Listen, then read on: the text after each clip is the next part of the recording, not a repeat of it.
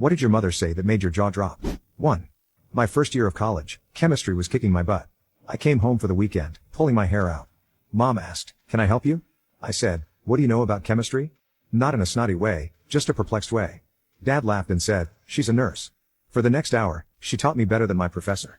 She blew my mind by making me see her as a person and not just mom. 2. My high school friend decided to calculate the date of her conception. Exactly 9 months before her birthday was Easter Sunday. After school, she went home and confronted her mom. "Mom, did you and Dad conceive me on Easter?" Her mom casually turned her head and said, "Wouldn't doubt it." Her daughter was slightly horrified. "So on the holy day we celebrate Jesus coming back, you and Dad decided to get it on. That's nasty, Mom." Her mom gave a smirk and said, "Yeah, he rose again," and laughed as she walked off. 3. Your dad and I remade our wills. If I die first, I've left everything in the house to you. I was confused and asked her, "Just what you mean by everything in the house?" So she recited the list, all the furniture, all the artwork, her crystal, china, silverware, collectibles, books, porcelain, lamps, jewelry, clothing, Christmas decorations, fine linens, basically everything in the house.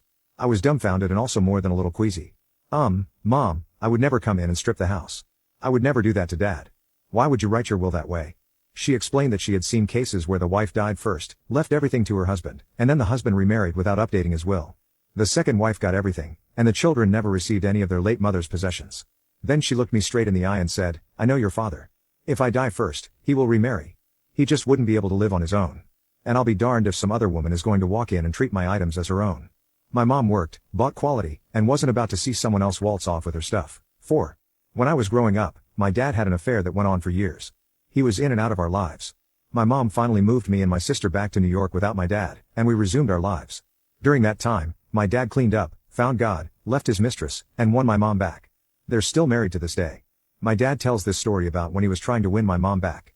He noticed she was wearing a new watch, and he suspected it was from a certain gentleman at her work. She didn't answer, so he knew it was from that man. He said he was so mad and so jealous, and to this day, he still gets jealous.